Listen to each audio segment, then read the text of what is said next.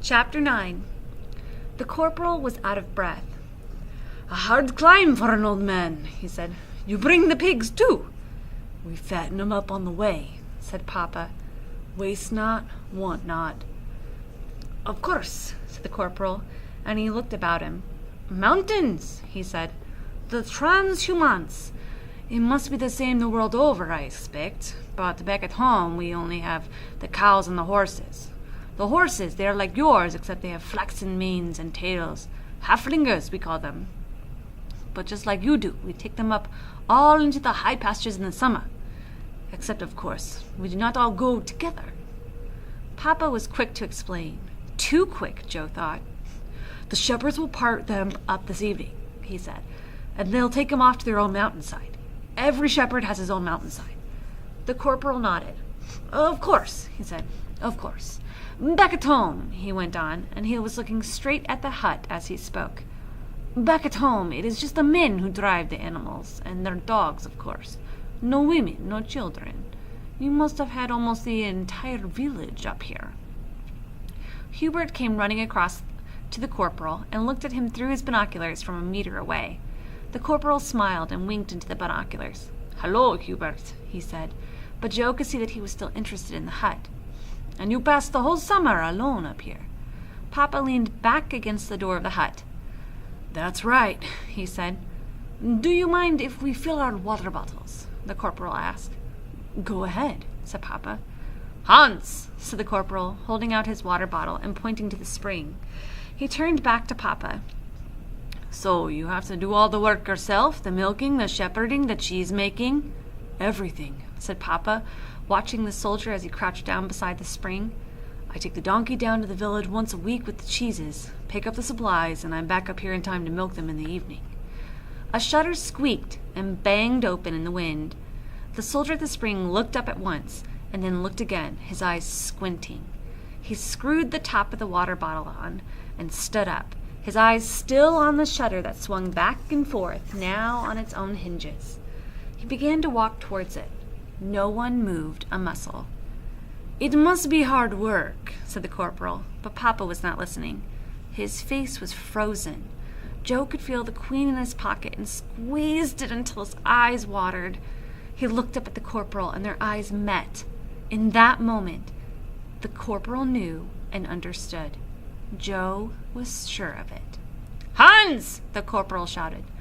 Hans hesitated, looking at the window to the corporal and back again.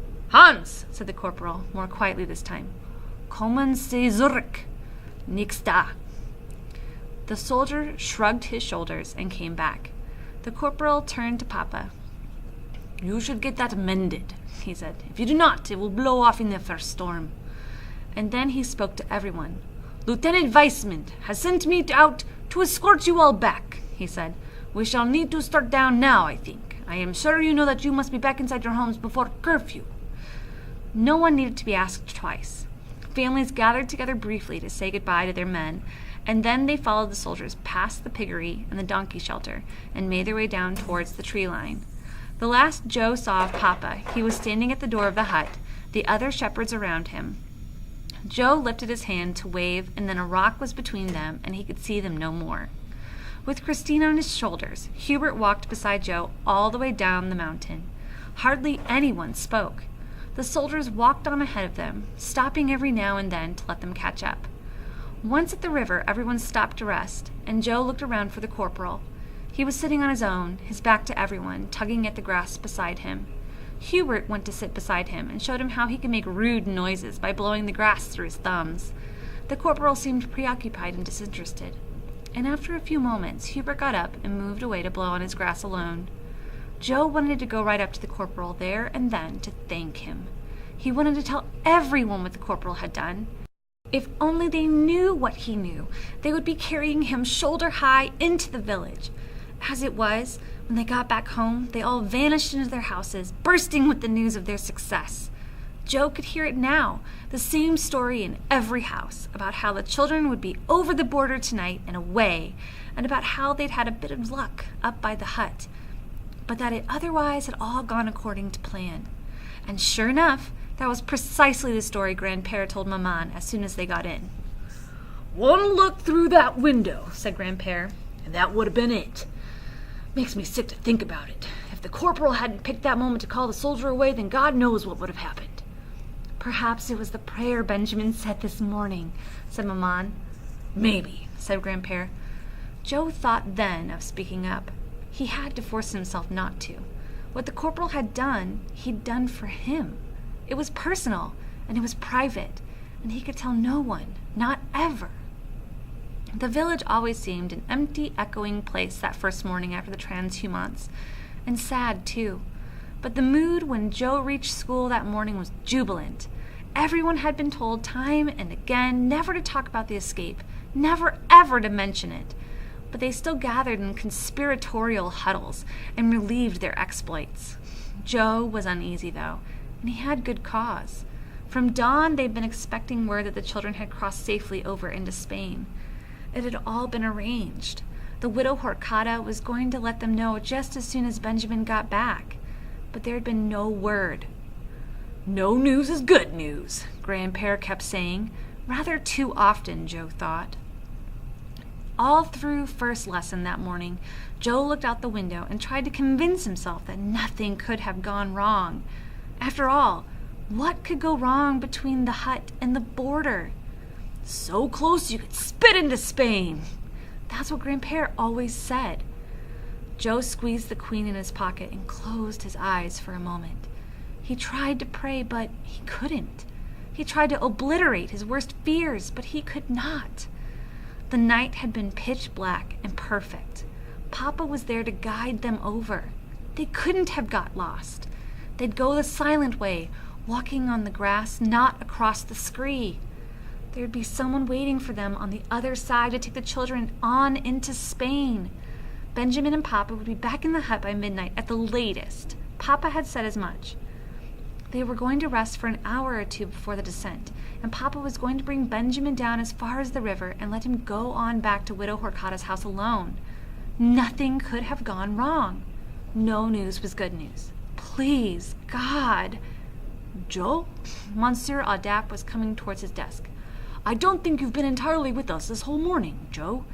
If you've seen that view out of that window once, you've seen it 1,000 times.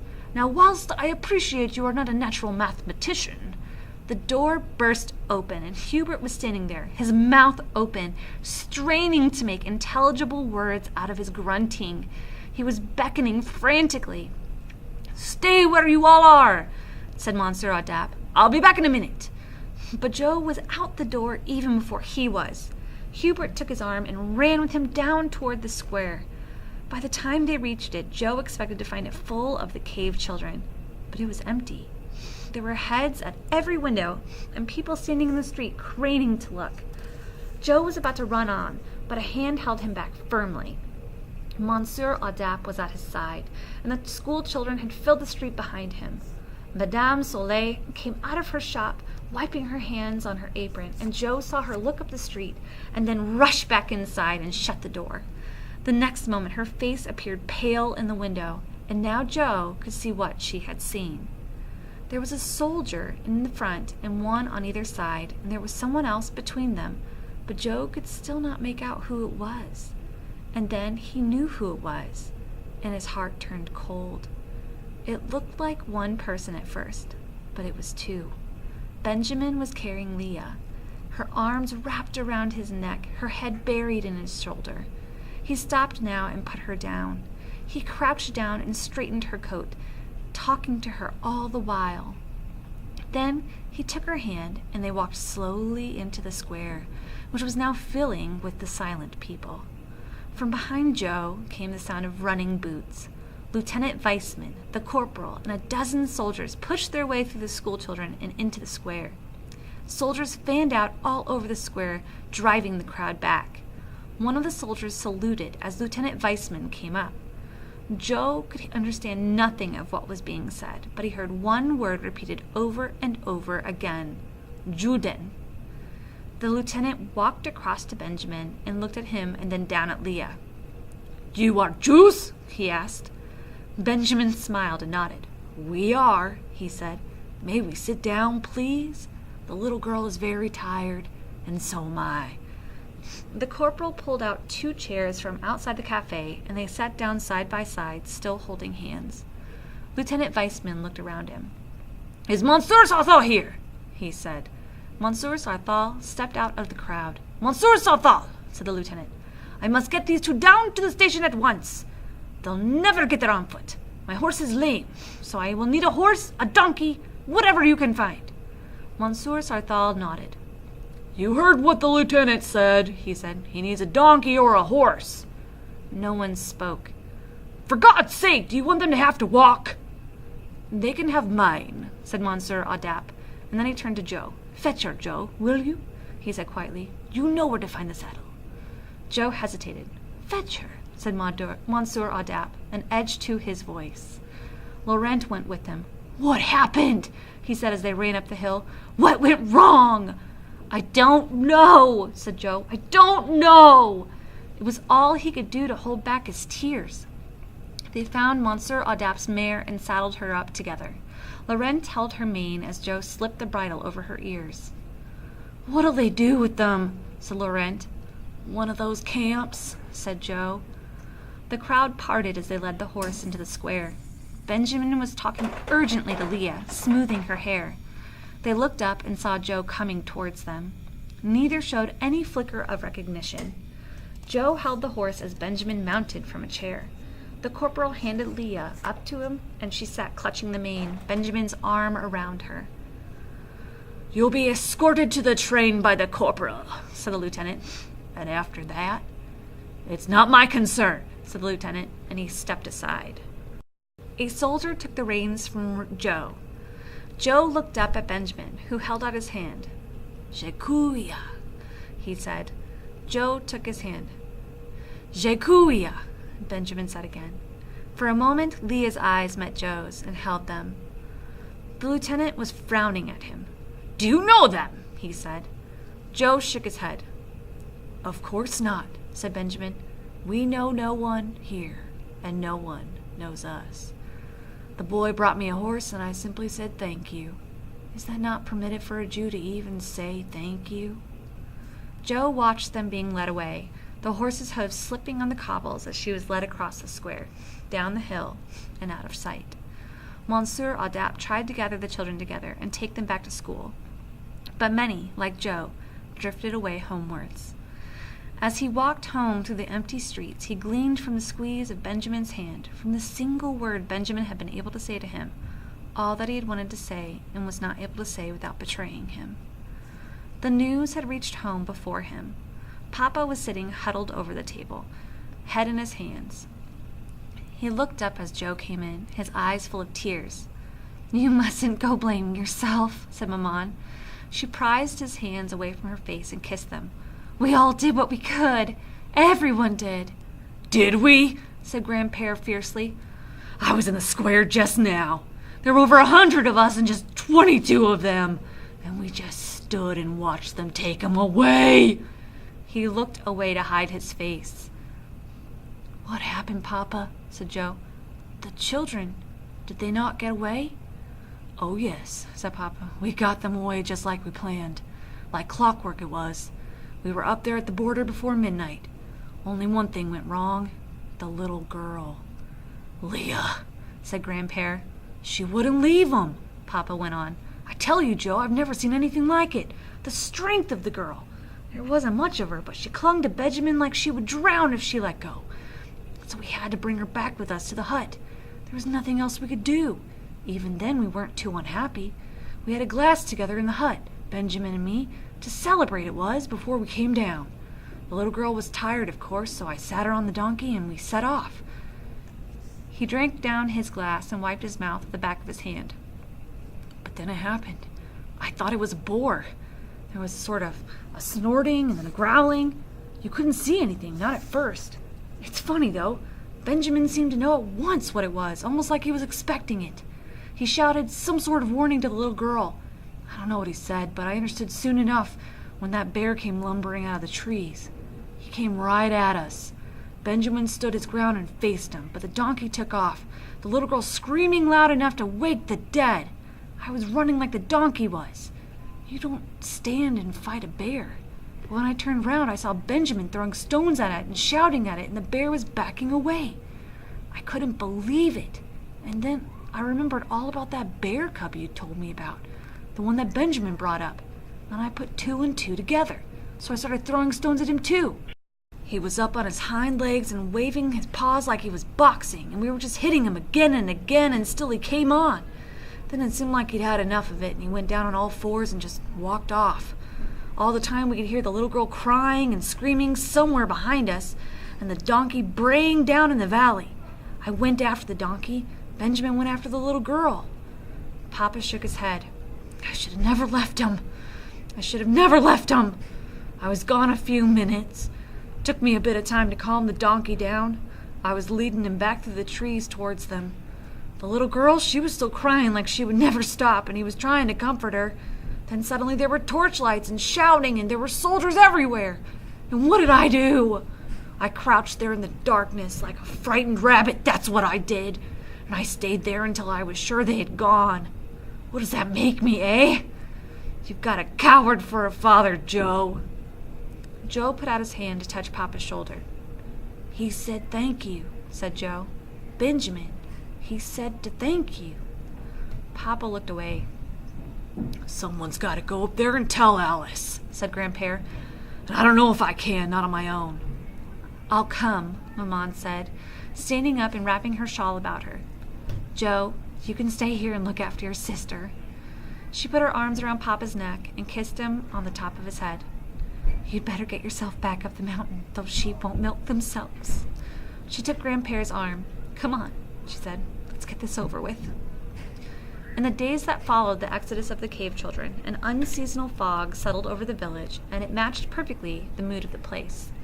Yet even when it cleared and they began to cut the hay, the village seemed incapable of lifting itself out of its gloom, and that in spite of the news of the war, it was all good. France was being liberated from the north and from the south, too. The end of the occupation could not be far off now, but few in Lescone could rejoice in it. No one spoke to the German soldiers anymore. When people saw them coming, they turned their backs and walked away. The soldiers scarcely ever ventured into the cafe, and if they did, they were met with a hostile silence that soon drove them out. There was no more nostalgic talk of old battles, no more sweets for the children. Joe did all he could to avoid the corporal, not because he blamed him for what had happened to Benjamin or Leah. He knew that none of that was the corporal's doing, but because he had come at last to see him as a man in the uniform of the enemy. A good and kindly man, Joe had no doubt of that, but nonetheless an enemy too. It was a confusion he did not wish to confront. Their eyes met several times across the street, but they never spoke. Not until the evening Joe ran into the church porch to escape a torrential downpour, his jacket over his head. When he pulled it off, he saw the corporal standing beside him in the shadows. "Hello, Joe," he said. Joe made to move away. "No one can see us, Joe." The corporal took off his cap and shook it. "Hubert gave me back the binoculars." "I know," Joe said. "But the little cup he made, I shall keep it. I shall take it home when it is over, and it will not be long now, I think. It will remind me of this place, of him, of you." "They were taken to one of those camps, weren't they?" said Joe. The corporal said nothing. "But why?" said Joe. "What for? What did they do?" The corporal took a deep breath and let it out slowly. "I have no answers, Joe," he said. "I know no answers, no reasons. I have thought much of that man and the little girl, and still I do not understand." "He was a friend of mine," said Joe fiercely. "They both were. They were hiding up in the mountains, and do you know why? He was waiting for his daughter to come so they could escape together into Spain. He wouldn't leave without her." "The little girl? She was his daughter?" "That was Leah," said Joe. "His daughter's called Anya. He was so sure she would come, but she never did." The corporal put his cap on and made to move away. "That day up in the hut," Joe went on, "you knew, didn't you?"